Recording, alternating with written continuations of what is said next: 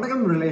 இன்றைக்கி காலை உணவு பார்த்தீங்கன்னா முதல்ல கொய்யாப்பழம் வச்சுருக்கோம், அடுத்து வந்து ஸ்டார் ஃப்ரூட் வச்சுருக்கோம். இது வந்து காலிஃப்ளவர் வந்து பொரியல் பண்ணியிருக்கோம். இது வந்து ப்ரௌன் பீன்ஸு வேக வச்சு தாளித்து வச்சுருக்கோம். இது வந்து பருப்படை. இதில் வந்து பார்த்திங்கன்னா துவரம்பருப்பு, கடலைப்பருப்பு, உளுந்தம்பருப்பு ப்ளஸ் தினை, சாமை, வரகு ப்ளஸ் வெள்ளரிசி எல்லாமே போட்டு பண்ணியிருக்கோம். இது வந்து தொய்யக்கீரை கடைஞ்சி வச்சுருக்கோம்.